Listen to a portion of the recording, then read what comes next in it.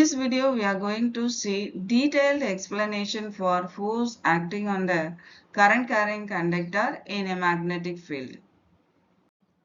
In this experiment, a rod is kept below the south pole of the horseshoe magnet and above the north pole of the horseshoe magnet. So the magnetic field direction is from north pole to south pole.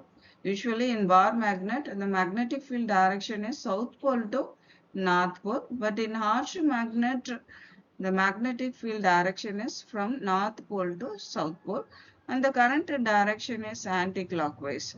Now we know the direction of magnetic field and current, so that using Fleming's left-hand rule we can say the direction of the rod displaced. So we have to keep left hand of three fingers, first three fingers like this. It is according to magnetic field direction and the current direction. Forefinger shows the magnetic field direction and the middle finger shows direction of the current. Then thumb shows the direction of the force acting on the conductor, so that the rod is displaced towards left hand side or towards magnet. In the second case, the current direction is changed. That is, magnetic field direction is upward and the current direction is clockwise.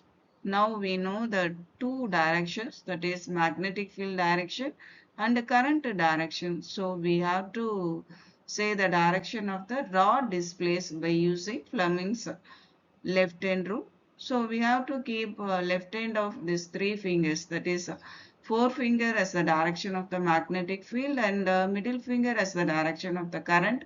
Then thumb shows the direction of the force.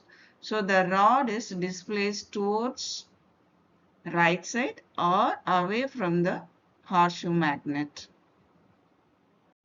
In the third case, magnetic field direction is changed. That is, rod is kept below the north pole of the horseshoe magnet and above the south pole of the horseshoe magnet, so that magnetic field direction is from north pole to south pole and the current direction is clockwise direction, so that we can say the direction of the force acting on the conductor by using the Fleming's left hand rule.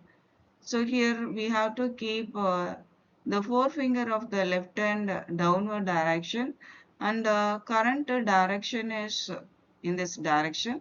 Then the thumb shows the force acting on the conductor. So here it is left hand side.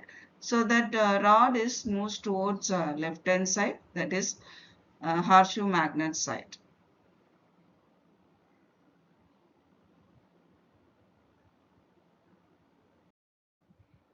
In the fourth case, the magnetic field direction is downward and the current direction is anti-clockwise direction. Then the rod is displaced towards right side or away from the magnet. This can be explained by using Fleming's left hand rule.